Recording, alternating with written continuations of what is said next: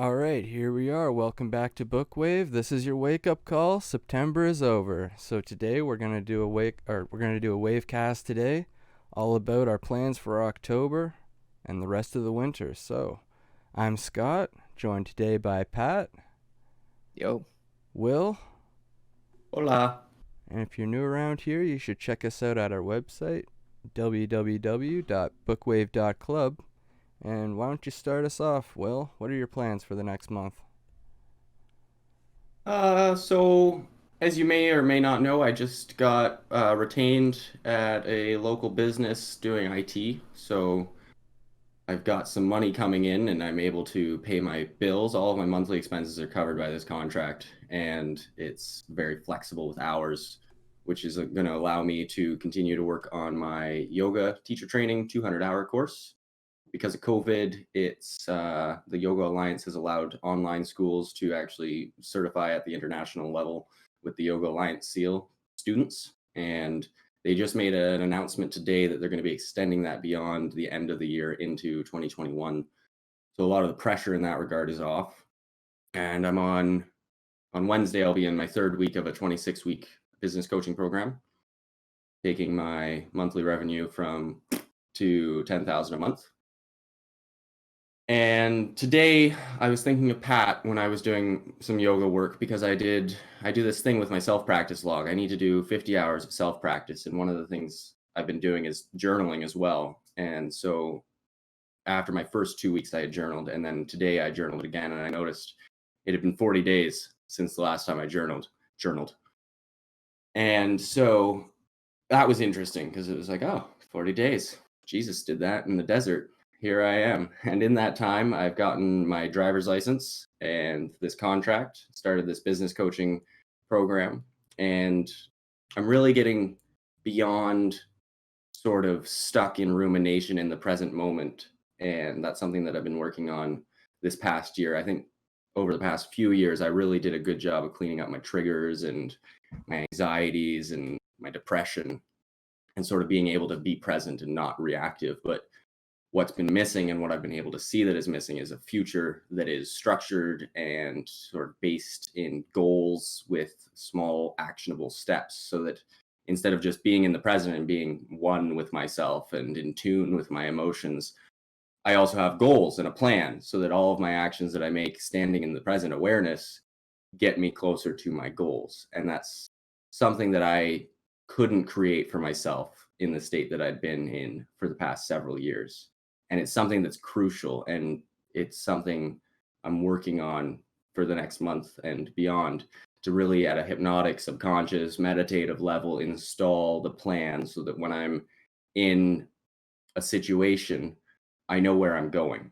And it's not just about resolving the current context, but actually making the most of it to get me where I'm going. And one of the things I wrote down, I think the first time I journaled, August 18th, was this sentence. I'll just read it because I really like it. I need to develop and adhere to a template of established goals, rituals, and practices that drive data about my progress to give me a location in relation to the greater landscape, a landscape that I need to study and expand my awareness of. And so that's just my own personal philosophy. And that's why I enjoy this podcast so much, reading philosophy, reading about authors, getting perspective. Whereas, many people are quite capable of not looking into the deeper sort of parts of their brain and just doing their 40 hours a week and making their money. For me, it's always been, yeah, but what about the life I'm living? And what about fulfillment every day?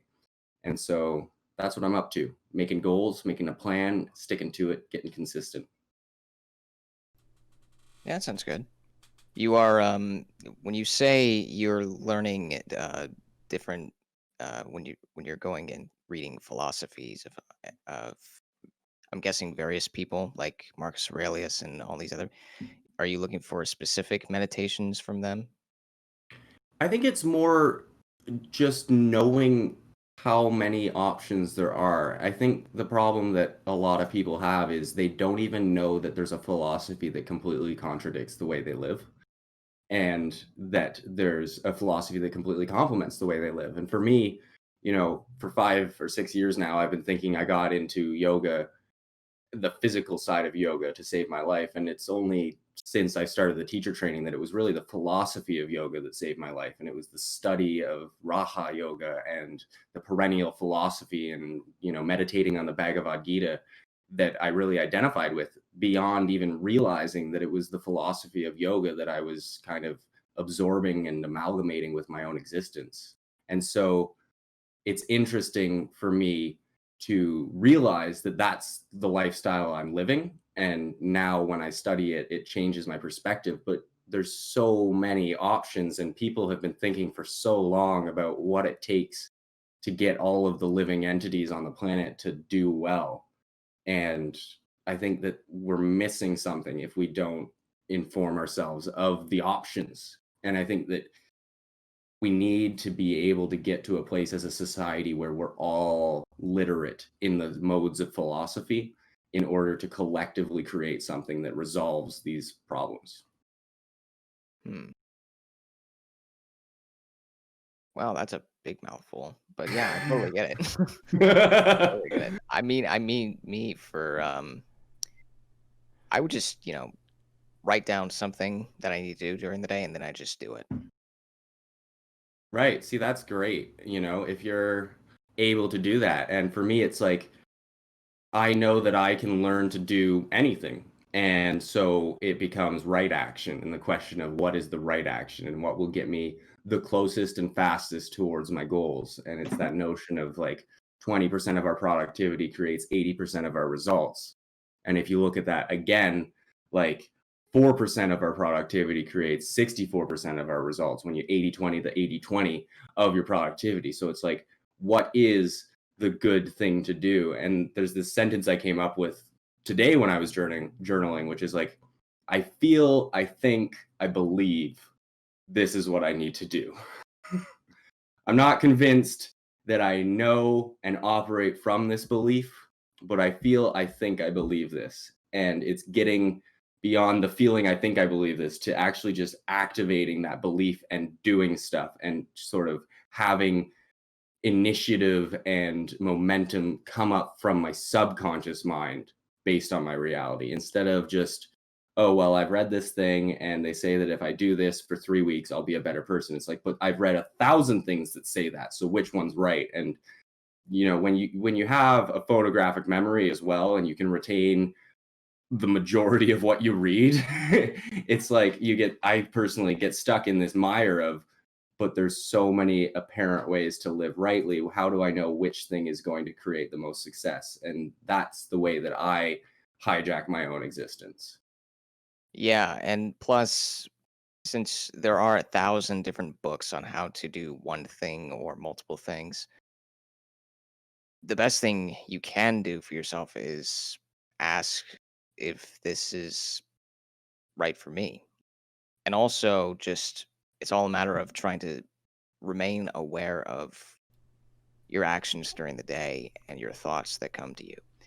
And plus, another thing too is, and I've learned this from Dr. K from Healthy Gamer GG, is that when we're having trouble trying to start something, if there's something that we need to do during the day or a new habit that we want to develop, one thing that happens, especially the moment that we wake up, is we have these unconscious thoughts by default streaming up. And if you check the internet, if you check your email, social media, and all that, you are completely done. You won't be able to obtain the tasks that you need to do during the day. But when you repeat yourself, well, when you think about what you want to do in your life, what brings fulfillment, and then you just kind of retain it over time, soon it'll be set to your default setting, and all the unconscious thoughts start to wither away. There's no more factories bubbling up unconscious thoughts, and you can use those factories in your mind to produce conscious thoughts and multiply them over time. So for me, uh, I've been trying to get into the habit of waking up at 4 in the morning every day because around every midweek, I have to get up and drive down to the city for work. And I was trying to apply that for the rest of the week instead of just having to wake up at 6 a.m. for me. And just to go along with kind of like what you're doing well is for me is to be able to write every day and letting the power of storytelling lead me. Right. Hmm. That 4 a.m. start sounds insane, though. Oh my Yeah. God. You have fun with that one. That one's not for me. I like to sleep. But that's the hard thing, like, because I like to sleep in, but I hate to wake up late. And Yeah. like waking up at even 7 in the morning, especially if I'm going in to do some IT work, like by 8 a.m. when we're heading to work, the wife and I, it's like I haven't had time to do anything that I wanted to do. With 1 hour, I can wake up in the morning. That's about it. Like I can do maybe the shower and the breakfast and the walk and the mindfulness and feel on.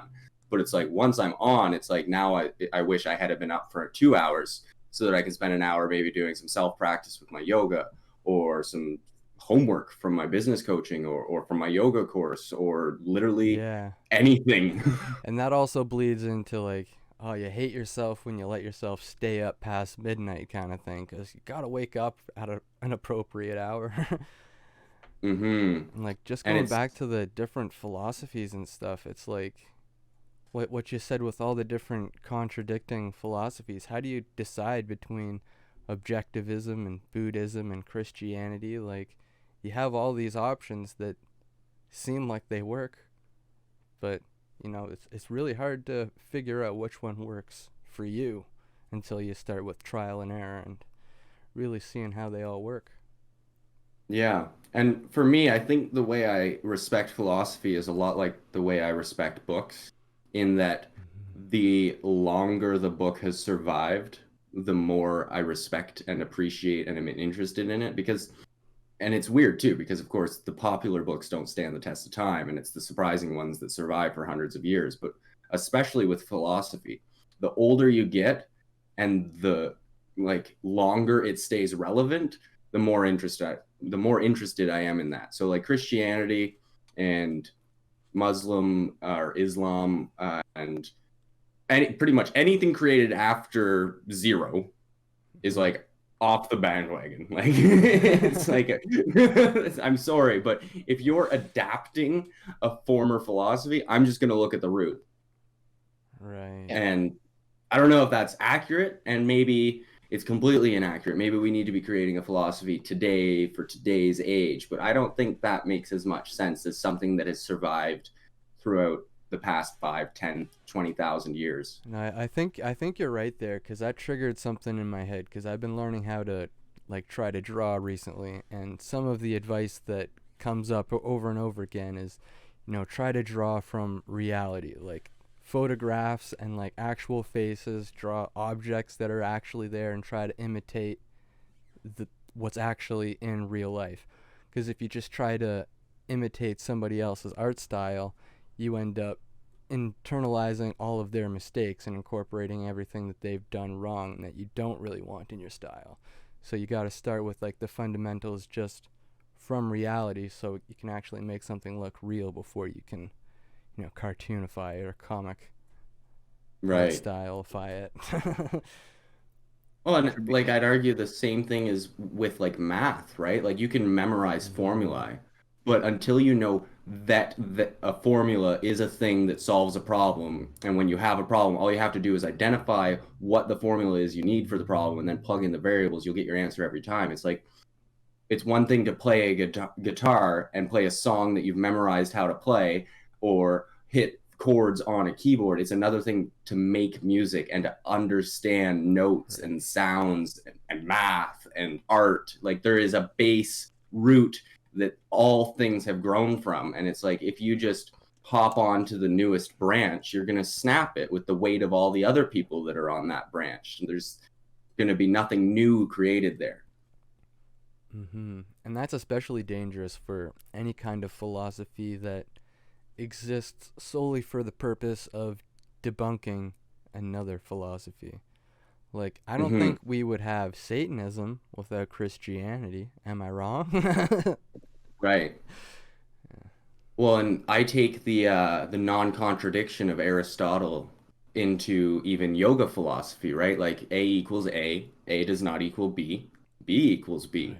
And it's like you read the Sutras of Patanjali, and I apologize to anyone who speaks Sanskrit. I definitely don't know how to pronounce Patanjali.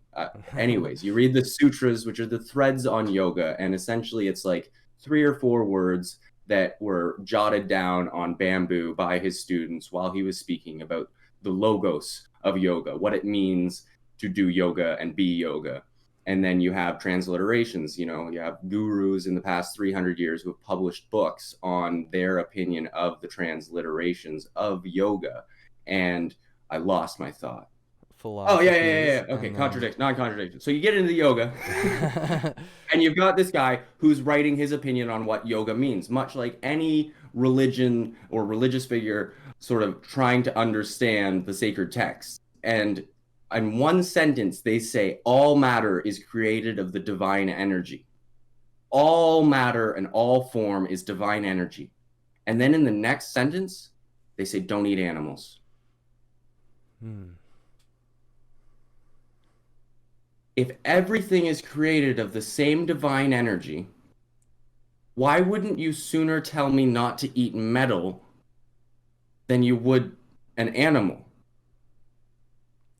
Because if we're all equal, how is there any difference well, you if I see, eat a Will, cow? some animals are more equal than others. Ah. And it's like, so then they use the argument from a different branch of Hinduism and say, oh, well, because of reincarnation, if you eat a pig, it might be your grandmother. And it's like, but also you've told me that it's just a ship or a vessel for the soul, and that I am not my body.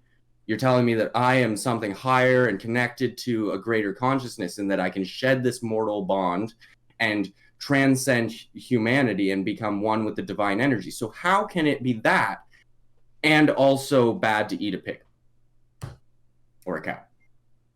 And how could it be better to eat broccoli? How is broccoli less than pig if they're both divine substance? Like, that's a contradiction. Yeah, it's hard to say.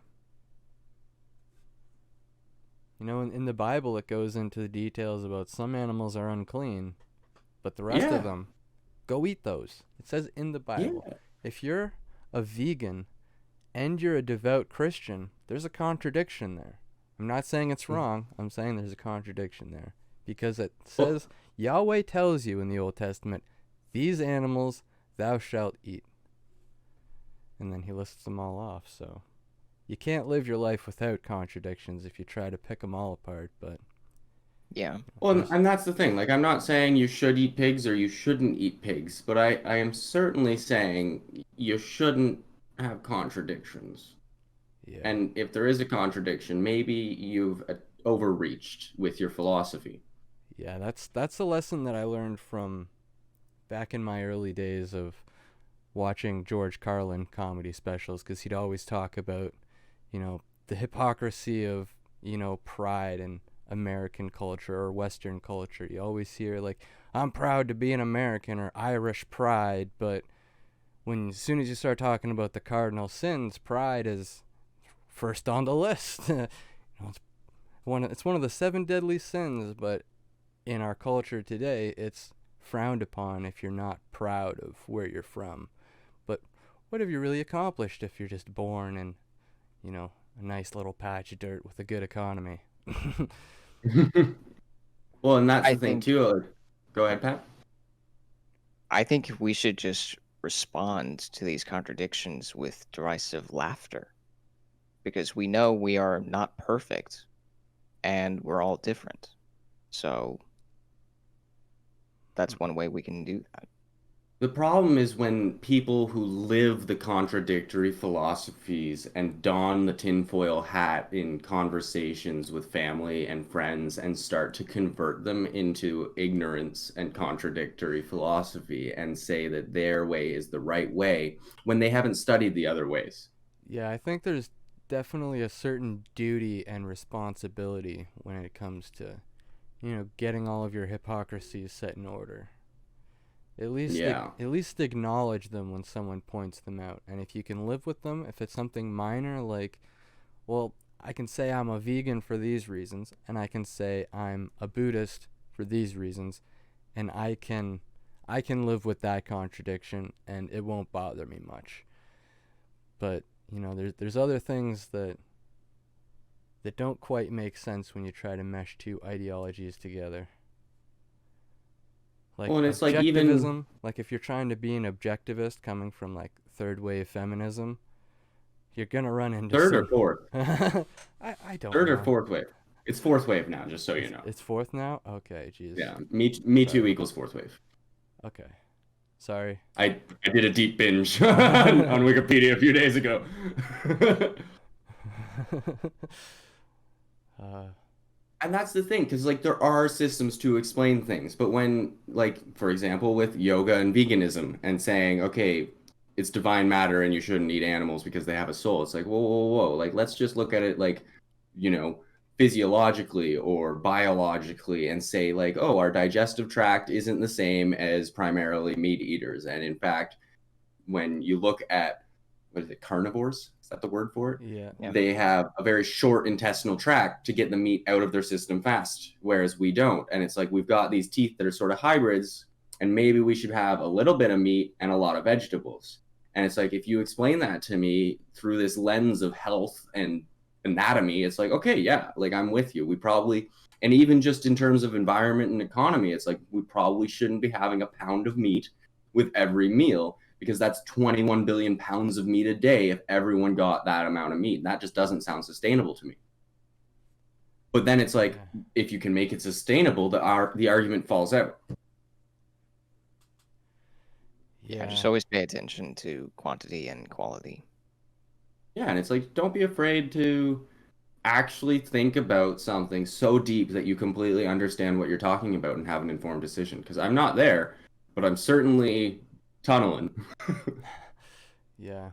For me, when it comes to like diet and the things that we're eating, I always I think that you should focus on your own health before any of the other factors. Because that way you can, get rid of all the junk that you really don't need, like French fries and, McDonald's and potato chips and chocolate and all of this. And then once you get like your morals involved, you can decide if you want to give up meat, because then your body might actually be prepared for it.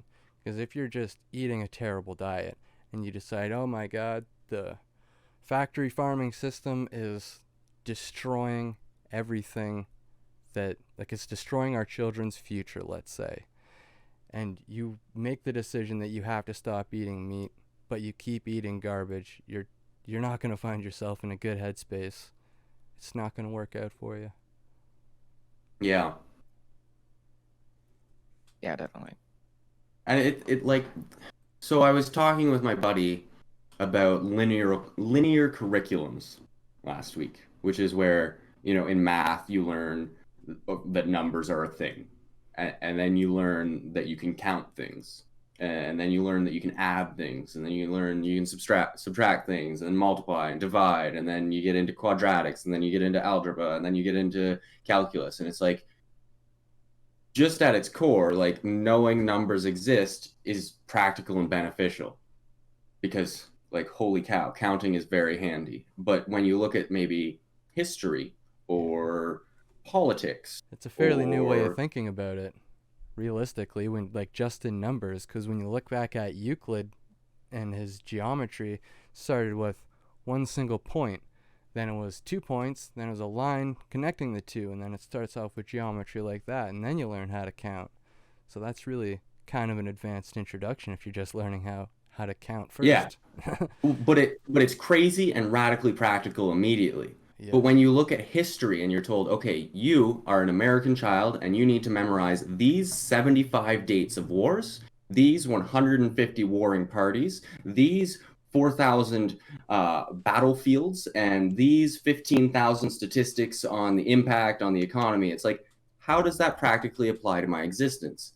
And then you go over and you do English and you read Catcher in the Rye, and you're like, okay, but I hate reading and I hate being forced to read. How does that apply to my existence? And then you go to philosophy and religion and you learn that Christians do things a certain way, but you're like, still, how does that affect my life? And it's like when you have, what is the term? A curriculum, a spiral curriculum, where you say, let's create the subject of how to live an informed and good life. And what we're going to do is we're going to look at how philosophies impacted war, how war impacted economy, how economy impacted the mind, how the mind reacted to the times and created a new philosophy that created a new war. And we're going to look at all of it all of the time and practically tell you why this actually means. If you understand this stuff, you can make choices based on past experiences of entire countries and civilizations in your everyday to-day life that stops you from being a bully or a bystander or invalid who hides in his basement and plays video games for 24 hours a day. Because I've been there, and I didn't have this spiral curriculum that told me that all war and all economy and all religion and spiritual quests for all of and art, all of this stuff, it all had to do with everything that life is about.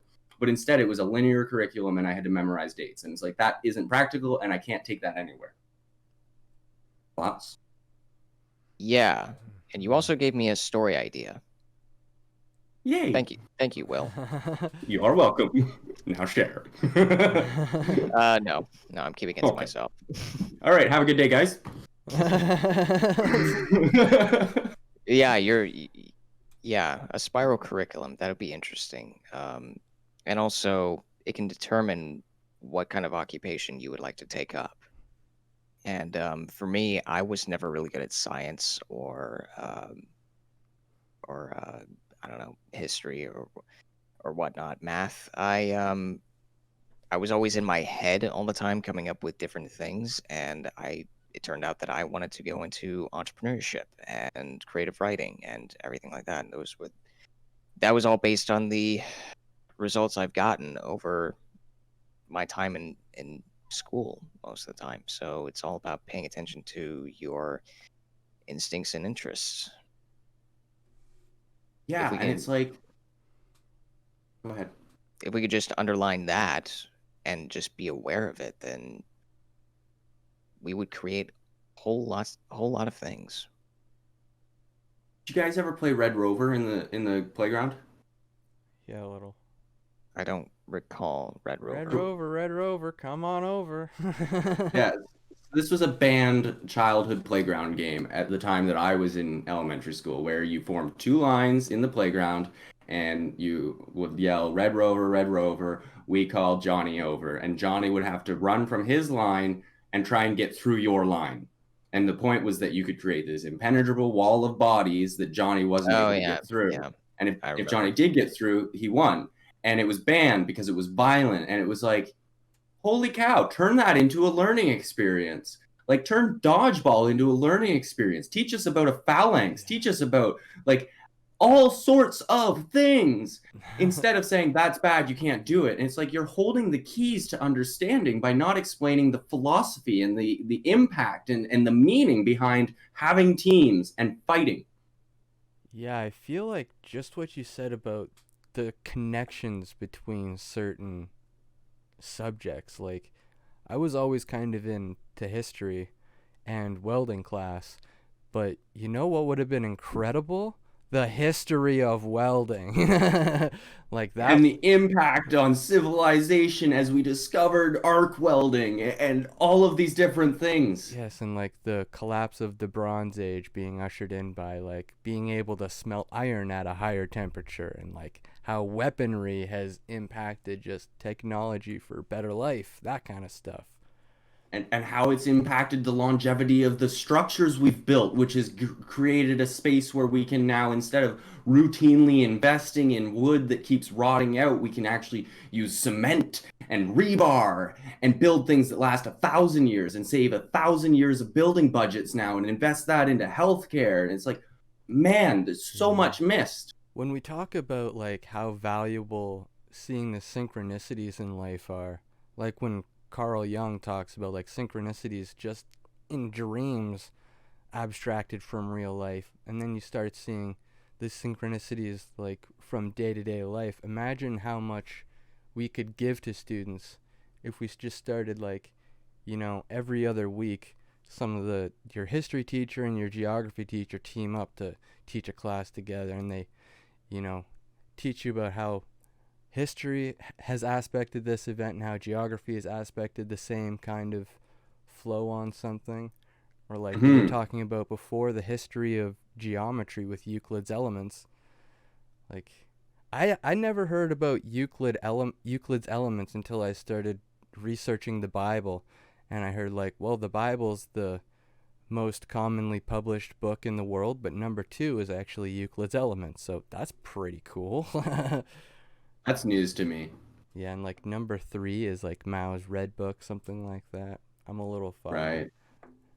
There's also like a couple of different statistics too for like best sold books and like most republished, that kind of stuff. So don't quote And so me what's on that. interesting is in colleges, and I don't know if you know what the distinction is, Pat, so I'll define it here just in case anyone doesn't know. But in Canada, we have colleges and universities. And universities are more expensive and more theoretical, and colleges are practical trades. Like Yeah. always. Yeah. So Yeah. plumbing, electrical, registered massage therapists, things like that. And what I've discovered in talking with my buddy last week is that actually the colleges do have what appears to resemble a spiral syllabus, at least in the registered massage therapy course that he's in. And they're trialing it right now because what was happening is students were getting to clinic and they were failing. Like 70% of the students were failing. And the teachers were like, oh, we are doing something completely wrong. Let's try something different. And so I did a video game development course from Udemy, nothing crazy, not even really a nano degree, right? Like it's just a $20 course, but they had a spiral syllabus, and it's the standard popularized learn to make games by making games. And the first game you make, they get rid of all of the jargon and just get you coding right away, making every single feature that is required in a video game. You don't know what you're doing or how it works, but you know that you are getting exposed to it and doing it. And the further along you go, the more the concepts that you were exposed to but didn't understand crop up and get built on. And it's the same in the trades, whereas in university you get your textbook and you go through unit 1 and you go through unit 2 and then you go through unit 3, and it's like you can get stuck in this world of theory and non-practicality. And it's like if we can create an environment where someone can stay in school for 30 years, how does that benefit humanity? Because that just seems like a bigger cave to me. You know what I mean? Like you can isolate yourself from humanity. You can consume all the knowledge you want in the world. But once you've learned stuff, if you don't bring it back and show others the fastest way to do it, because I'll tell you right now, obfuscation and confusion of philosophy does not help anyone. What we need to do is create the embedded societal understanding of concepts like plumbing and electrical work. These should not be so far from reality that we have to cover electrical sockets for children because we just don't want them to understand how it works and why it's a bad thing. Yeah, and there's trade schools. I mean, that's the thing. They do not say trade schools. They just only refer to you to college or university for that. But yeah, I totally get it. And it's like, and it just goes. Another thing that they do is you, once you enter college or university, you have to take required courses, some of which are not relevant or related to your field of interests.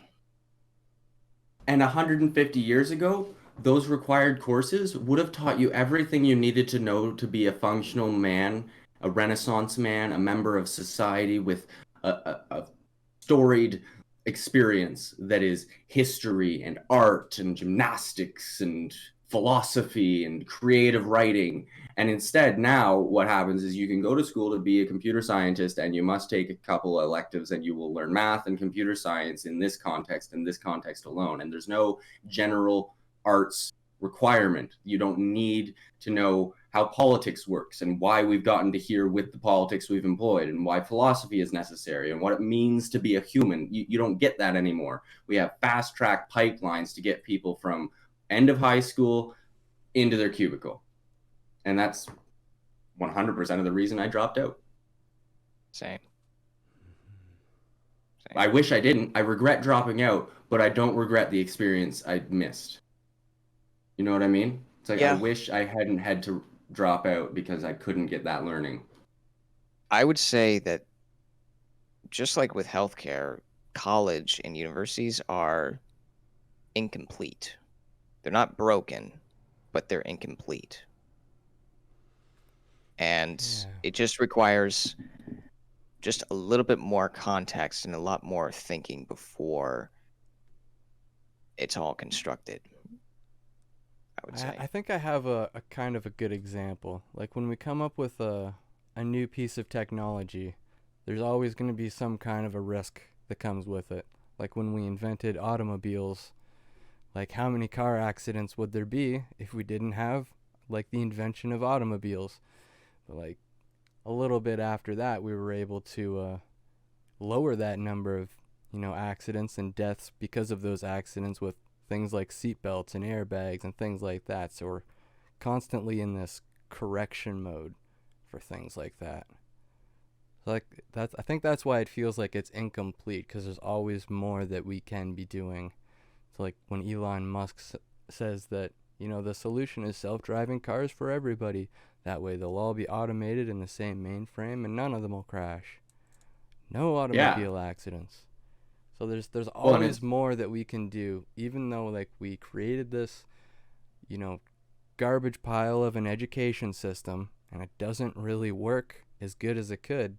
There's always things we can do to improve it and perfect it. Yeah, but then it gets to this place where you have this system that resists change and you have so many moving parts.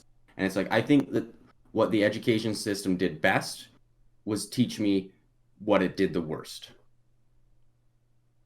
You know what I mean? Yeah. Because like if I hadn't gone through it, I wouldn't know what was wrong with it. And that's what it taught me. And that's incredible to be able to criticize a structure so large and wide and it like grass-rooted into our very makeup of modern civilization. To be able to have an opinion that is negative of that is simply a compliment to it in itself. Yeah, I don't think the resistance to change is necessarily a bad thing, because that forces our improvements, our suggested improvements, to be actually something that could work. And it has to be a good idea or they're just going to shut it down, because they have every reason to want to keep it the same way. Same way with having liberals and conservatives, we got to keep what's good, improve what we can. Don't throw the baby out with the bathwater, though. It was like I saw this post on Instagram the other day about the average ages of leaders in parliament and members of parliament and Congress, and it was like, I think it was aimed at the states for averages, but like when it got down to the representative members of parliament, it was like the average age was 57. And I looked at that number and I thought, that's just about perfect. So it's either a bunch of 70-year-olds or 35-year-olds. Exactly. So it's like at 57, you've got, you know that not everyone's 57. Some are younger, some are older. Yeah. But they've lived their life and they've had experience. Whereas the comments are demanding 25-year-olds to be in parliament. It's like, I don't want to be in parliament. Are you fucking kidding me? Don't put that responsibility on me. I haven't lived for enough decades and experienced enough corners of this earth and studied enough things to be able to make an informed decision. And they, of course, plead but with ignorance comes creativity and you see what they don't see. And it's like, yeah, but like... Those who don't know our history are doomed to repeat it, especially when put in positions of power. And it's like, have you, read the Republic. Just one good look at the Republic and realize maybe it's unavoidable that you have to understand and learn and grow for a while before you can make decisions. Yeah.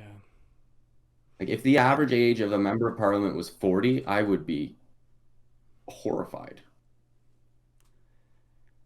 If 20-year-olds were making decisions on behalf of 360 million people or 30 million people or 3 million people, I would be horrified. You can run a group of 2 to 4 in your class. Yeah, but it also kind of worries me if the average is at 57. there probably aren't too many 57-year-olds. It's probably going to be a perfect mix of, old people that don't know where they are anymore and young people who have yet to ever realize where they are. And I hear that, and I think maybe we need some safety nets to make sure that we don't have demented old people in Parliament. But I think it's necessary to have the people that have the old ways and the value and the cemented beliefs of their structures fighting the people that are old enough to know that it's time to change and smart enough and experienced enough to debate it eloquently to get them to see the error of their ways or the opportunity of their ways. Whereas if we had this demented and then also young people fighting, it would just turn into this disgusting protest riot thing that just doesn't pan out. Yeah, I would say just leave the young outside of politics at least until they turn 35. Yeah, but higher politics. Because if you're 35 or under, volunteer, go to town council, go to meetings, join a committee, and start learning what politics is and be in a safety net that allows you to make mistakes and not know what you're talking about. But don't ignore it because you're young and ignorant. Get involved. If you're going to make politics your goal, you can't just say, all right, I'm 18, fresh out of high school, time to be a politician. No, there's steps to go up to being a politician. You don't have to just right away, I'm going to run for office. I'm going to be the next mayor of my, old conservative town that doesn't know any better. and get that one record for being the youngest politician out there in the world. And we've got a young council member in one of the towns near me, and he's a young kid, and it's hard to respect him. And he's got new ideas, and his new ideas mostly just kind of look like throwing events and not actually making the town a better place. And so it's like, okay, yeah, enthusiasm of a young person and the idea that events and amenities, that's good. Sure, totally. But I don't know if that's enough. Yeah. A lot of people said the same thing about Trudeau, but now we're stuck with him. So this young politician that you brought up, Will, what has he done or she done?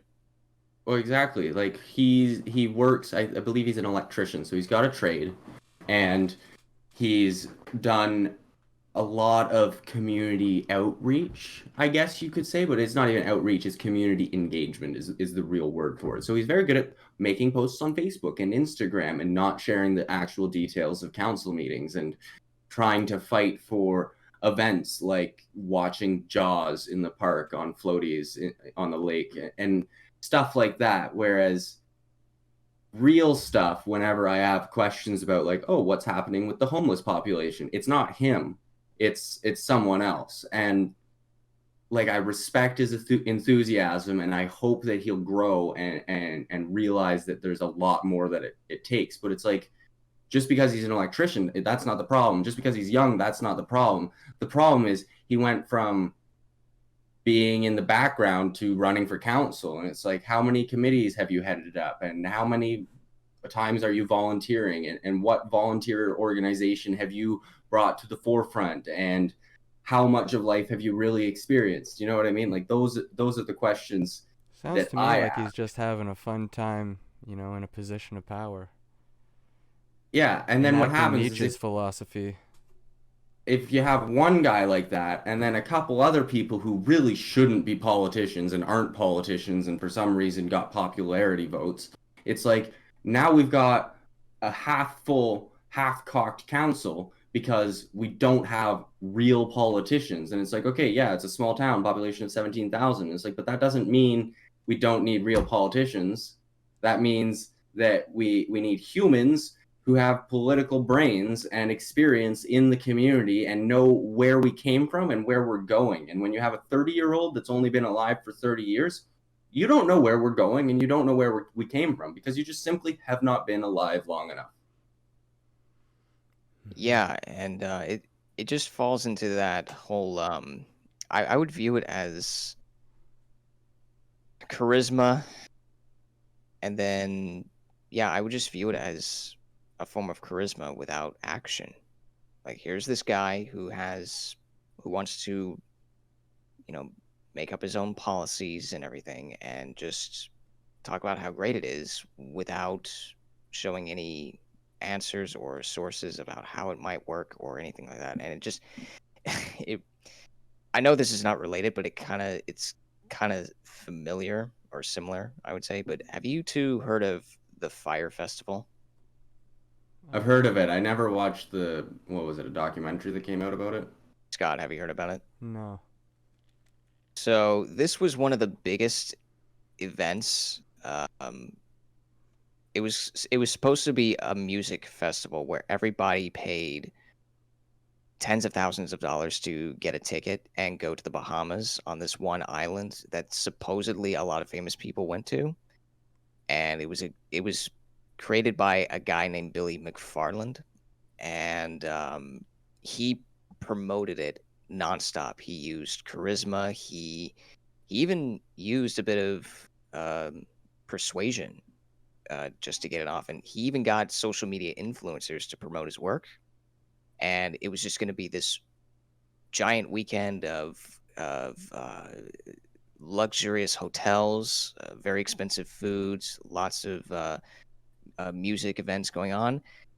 But then as soon as everybody showed up, there was hardly anything. There was like tents, there was like boxed sandwiches and prepackaged foods and everything, and this guy Billy McFarland pleaded guilty on wire fraud. Wow. And he defrauded multiple investors, and now he's currently in jail right now. Right, and that's like, okay, so yeah, charm, charisma, fake it till you make it. Like that's one half of it, but like also you shouldn't be faking it if there's nothing that you have that validates your ability to make it. Yeah, it's just Yeah. like any cult leader, right? Like Osho or that Bikram guy who like stole his Mhm. teacher's yoga practice and then came to the States and was like, hey, guess what? I invented this new yoga practice. Now everybody in, Western culture knows hot yoga is Bikram yoga. Yeah. Yeah. Just because he was a super charismatic guy. Yeah, and it's one of those things where, like, I don't know, we were watching Enola Holmes the other day, and it takes place like at the time that women are fighting to get the vote, and at a time when the lords of like the ancestral keepers of the land are the guys that make all the decisions. Like there's a lord's vote, and they vote and it passes, and women get the right to vote. And it's like people talk about the patriarchy as this group of men, all men that are suppressing women. And it's like, if you go back just a short minute, it's like, actually, no, it's royal blood and royal families and ancestral inheritance and lineage. And it's this structure of brainwashing the descendants to maintain and uphold the values that came before them. And it's like it's not because they're men, it's not because they're not women, it's because of their families and the system that was in place. And it's like, being a man didn't help much if you were a serf.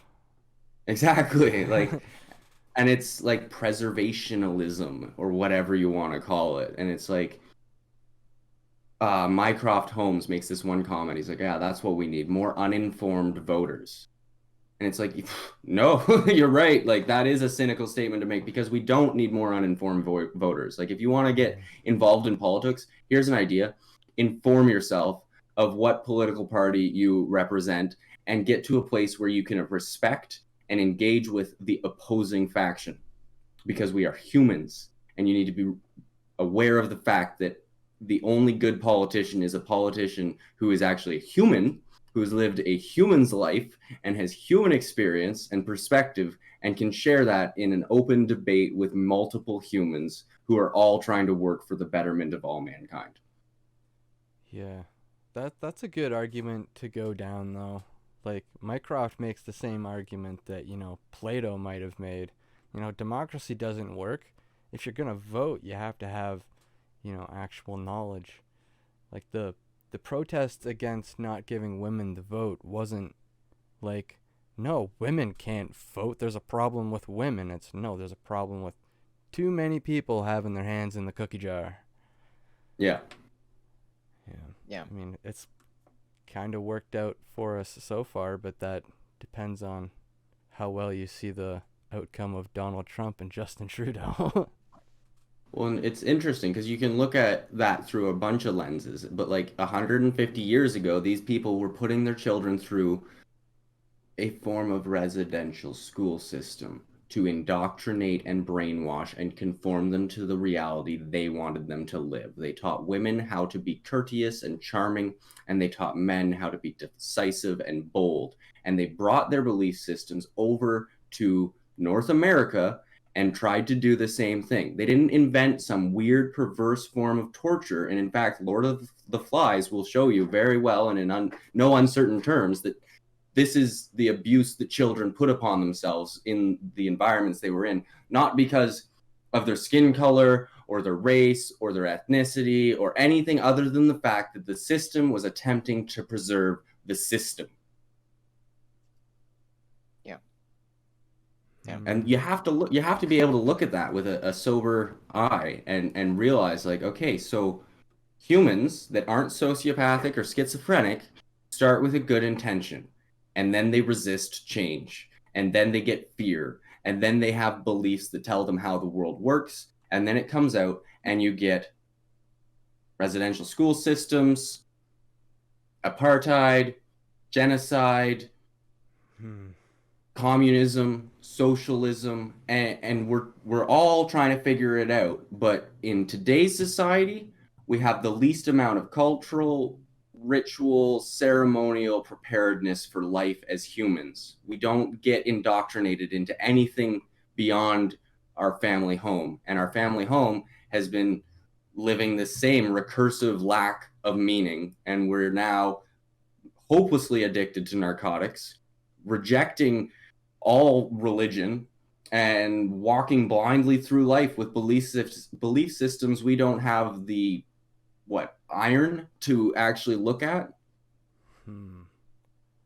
Yeah, you're making me think a lot about Joseph Campbell and his functions of mythology, because he talks about the exact same thing of what you're talking about. We do have a way of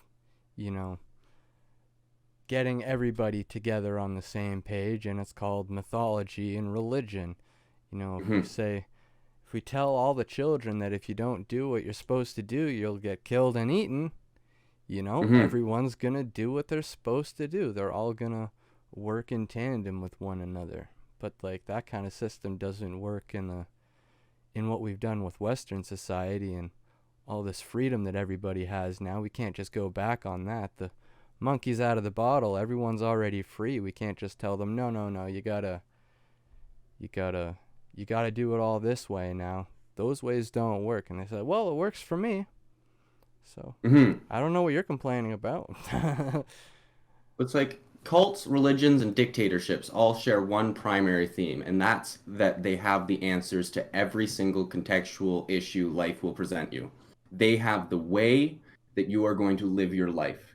And the reason it doesn't work is because of contradictions, right? That's why the West and the powerhouses of the world rose up to beat Hitler in the Second World War. That's why, crazy weird cults in the 60s and 70s had to kill themselves, because they couldn't actually fit into society. And that's why dictatorships do so well, because when you have all the answers and you can get rid of the doubt of your infantry, when you're all flying under the same banner and united towards your causes, you can get very far and feel very meaningful. And I think that both sides of the military in any world war, or any war of that matter, felt very meaningful.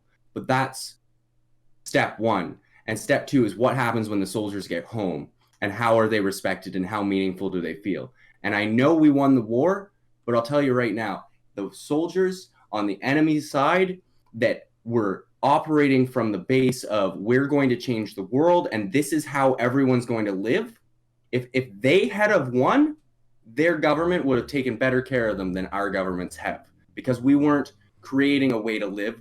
We were reacting to a way that we all know we should not live.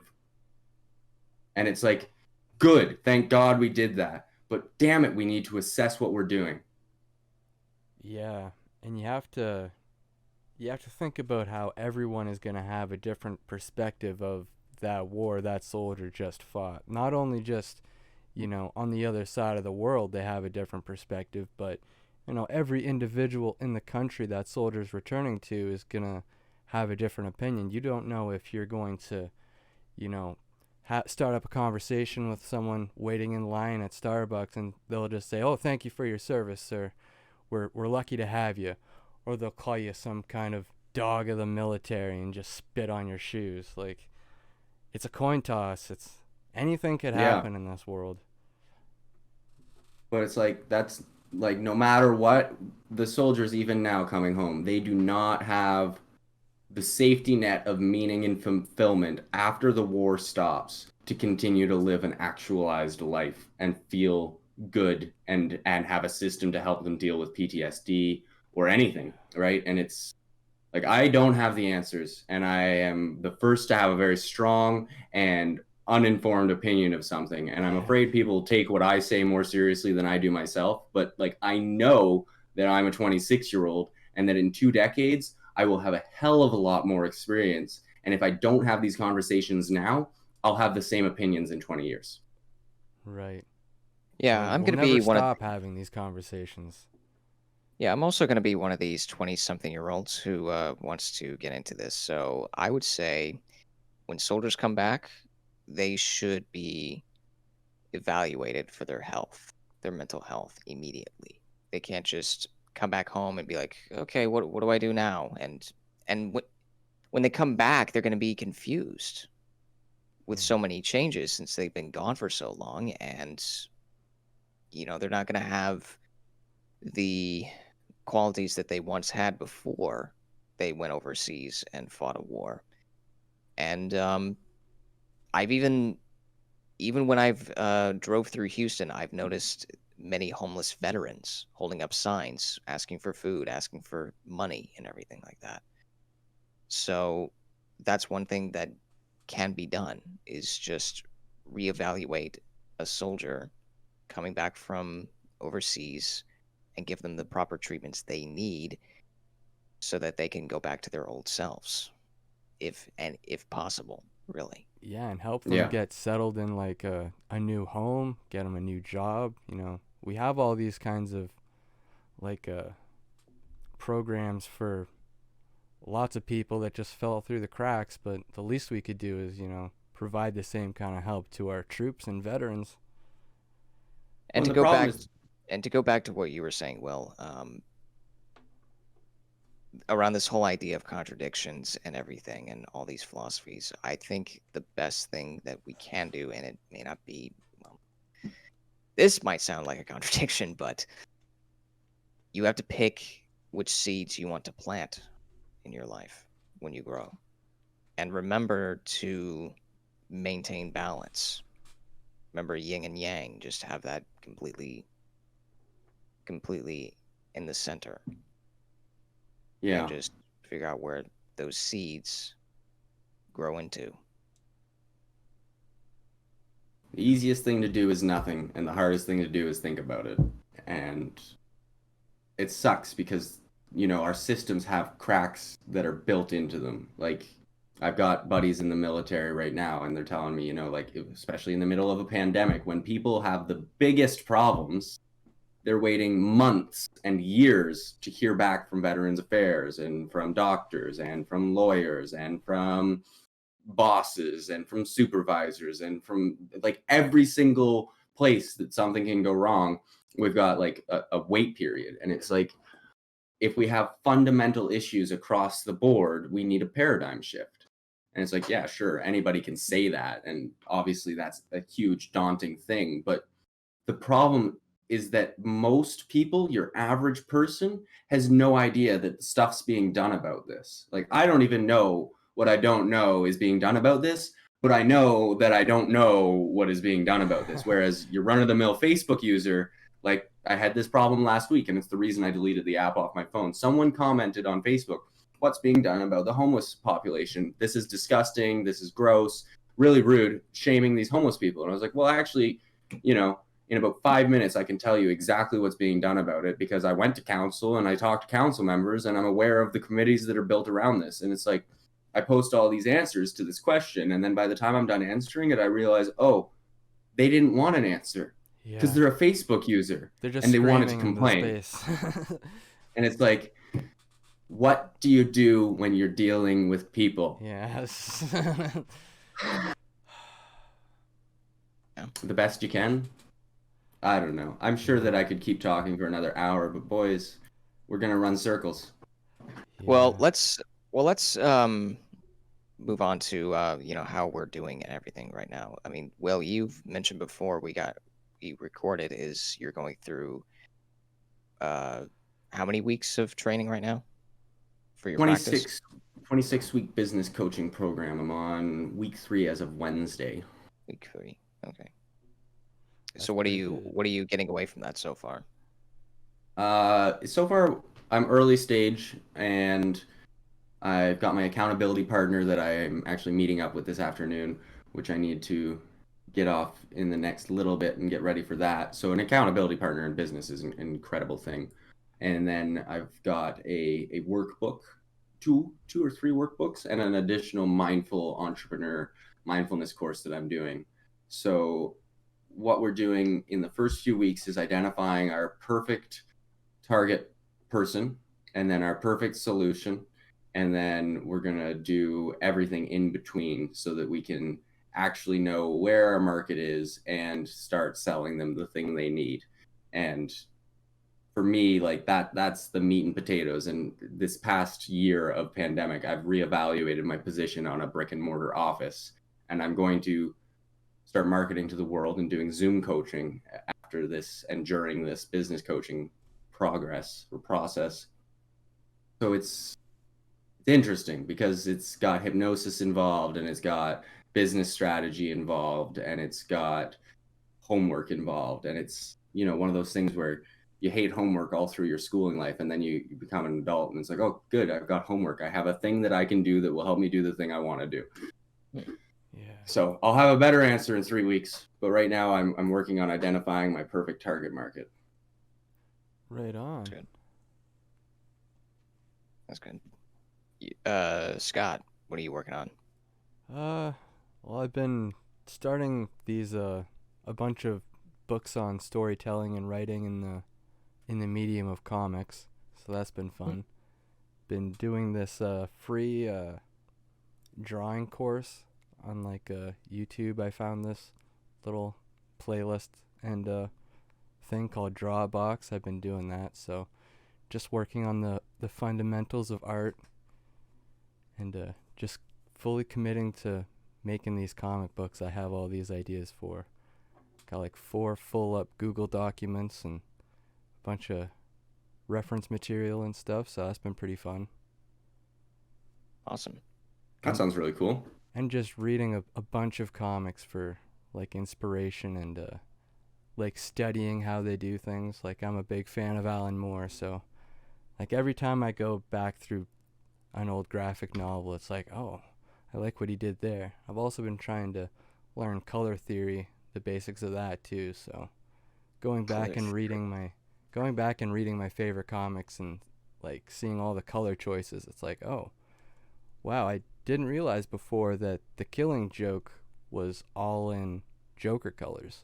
Like every dominant color was orange, purple, or green. Like, oh, that's a pretty neat little choice they made there. So just learning more and more about the ins and outs of creating a graphic novel and visual art and visual storytelling. It's been pretty eye-opening. That's pretty good. Yeah. Right on. What about yourself, Pat? I've been learning different techniques in copywriting and marketing, and just trying to figure out what works and what doesn't. There's a lot of writing and rewriting involved. I do plan on doing some freelancing pretty soon. throughout October, and I'm currently working on the fourth draft of my novel. And I've also heard that Sober October is coming up. Any thoughts on that? Yep. Yeah, I think I might do the sober October. Certainly alcohol, perhaps even the marijuana. Important to do a detox. A month of detox is a good time. What do you think about journaling for 30 days? Oh yeah, I think I'm gonna do 3 weeks of journaling before I make my first blog post, and then I'm gonna start doing blog posts consistently on my website and actually start fleshing that out. Because, and same with Facebook posts. Like I feel like if you want to post on the internet, you should do 3 weeks of journaling first. Yeah, get your thoughts out first.